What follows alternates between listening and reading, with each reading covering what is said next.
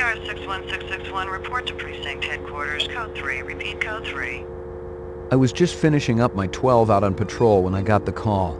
Welcome relief considering that the most action I'd seen all night was a schizoid grandmother doing the shimmy in her underwear in the second sector.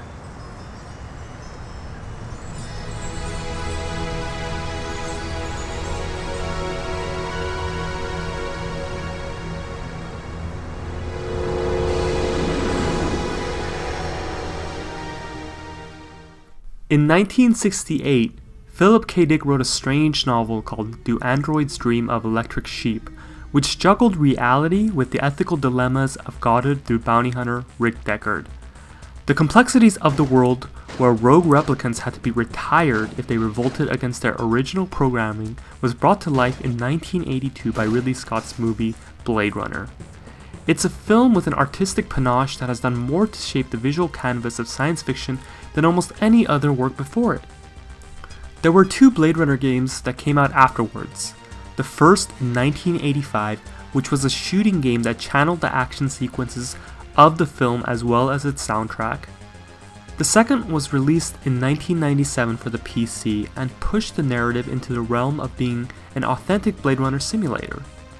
It put you in the driver's seat of its flying spinning cars, and let you directly navigate the neon decadence of a futuristic Los Angeles. This is a retrospective about the PC Blade Runner game. A point-and-click adventure game, it was developed by Westwood Studios and published by Virgin Interactive in 1997. The whole game begins when a series of animal murderers leads rookie Blade Runner Ray McCoy on a journey to track down a new group of replicants. While the PC game gorgeously recreated many of the environments from the film, the one aspect that struck me were the subtle nods to the book, Do Androids Dream of Electric Sheep? This includes the pet shop and stigma of artificial pets, the idea of kipple, which is junk that tends to reproduce itself, as well as a reference to Philip K. Dick's novel Ubik, through the name of the pet shop owner, Runsitter. Lewis Castle, the executive producer for Blade Runner PC, told me in an email, "Our game design and writing teams at Westwood always did deep research into the IP we were working on. The reference to Dick's other work, and even a few nods to other works referenced as influences to the original film, were lovingly included as an homage to the film, its creators and their inspirations. I strongly believe that great IP extensions build upon the body of work and value of the IP instead of borrowing from it. That spirit of building on the original was what helped them to get the project in the first place when the Blade Runner partnership began searching for potential developers for the game. Rather than a sequel or a recreation of the film as with most tie-in games, Castle explained, the original pitch of Blade Runner was to create a game concurrent with the film that would allow for any events off-camera to be resolved in a variety of ways. Weaving the game story into the existing film narrative allowed the player to immerse themselves in the film world without requiring them to replay events they have already seen." I didn't know who was working this side of the pool, but whoever it was, they'd been pretty thorough going through the joint. I doubted if there was anything I could find that hadn't already been snagged and bagged. More importantly, they get to provide the context for the backstory, so in a very real sense, the player's story becomes deeply personal. The personal element affects every aspect of the game.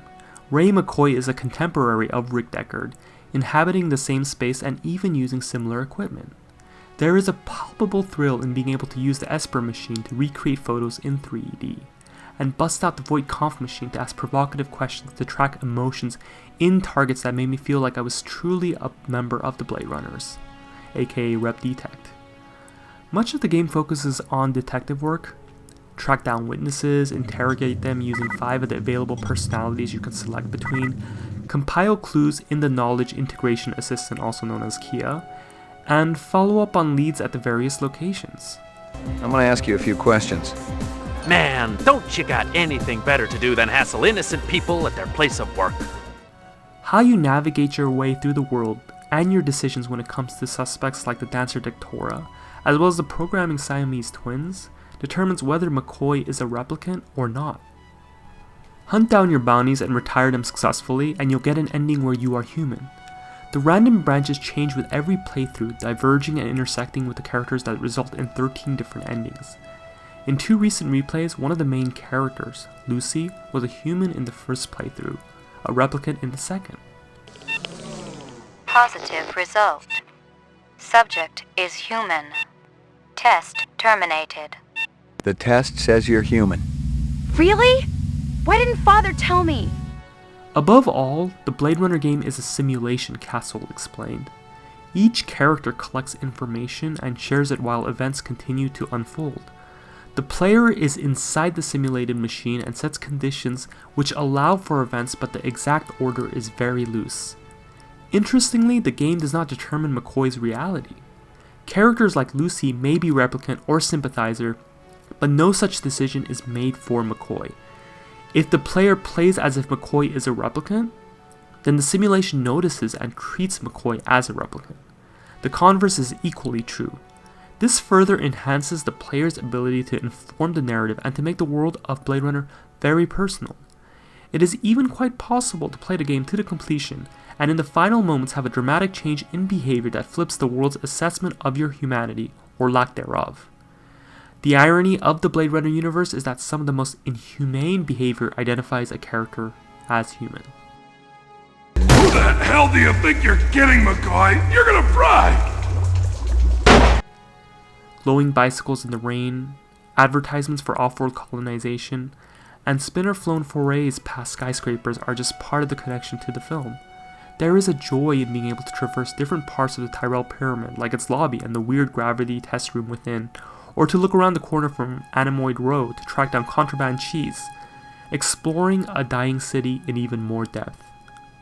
The music composed by Frank Klepacki faithfully evokes the spirit of Vangelis, a technological dirge that is as haunting as it is memorable. While the game was a critical and financial success, the prospect of an increased licensing fee, coupled with high production costs, precluded a sequel from happening. Still, I asked if plans for a sequel had been made. We never got to the point of laying out the story for Blade Runner 2, Castle explained. Given the large diversity of endings, it would have been a challenge to continue on Ray's story. The game engine sequel would have been continuing the technology of interactive stories and the use of deferred rendering to bring visually and narratively deep stories to life. I suspect we would have continued the storyline through McCoy, since the very nature of McCoy's humanity is the story the player gets to tell in Blade Runner. I never thought there'd be another Blade Runner film, and like many fans, was thrilled by the trailer for Blade Runner 2049. With a new movie on the horizon, it would be interesting if more games are created in the world, especially as the mythos grows. At the same time, I wondered what about the original work has made it resonate with so many viewers all these years later. It's because it makes us examine what it means to be human, Castle conjectured. The Blade Runner world provokes deep emotions and questions the path of humanity. The themes resonate with many people who question the direction of society and their contribution to that vector. We have already begun to merge humanity with technology. Technology is no longer just a tool, but has expanded to become a very real part of who we are. We have become creators who have advanced our machines far faster than our biology has evolved and continue to incorporate them into our very being. The blending of humanity and technology through biological intervention and cybernetics could prepare us for the likely technical singularity. I don't think there will be a battle between people and machines, Castle continued. I think the two will become indistinguishable. It will be up to us to preserve humanity. Stories like Blade Runner are even more important now to help us define our humanity. Through the plight of the replicants, we can examine our own prejudice and mortality, and hopefully find what parts of our frailties make us humans to preserve them. They want more life. They're wasting their time. They're gonna come for you, just like they came for Eisendeller. I have nothing to fear from any of my children. I tell them all exactly what I told you. Have I given you what you came here for?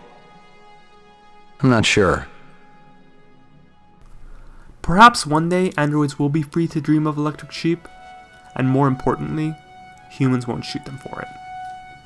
Thank you so much for watching this video retrospective. Blade Runner has been such a huge inspiration for me, and I was really thrilled to get to talk about it here.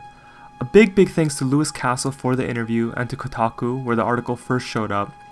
And for those who want to play the game directly, You can find the PC versions at a reasonable rate on eBay. You'll need to download a program that'll make it compatible with the current version of Windows, and that you can Google. Thanks again, and I plan on tackling the second part of Phantasy Star 2 next, so see you next time.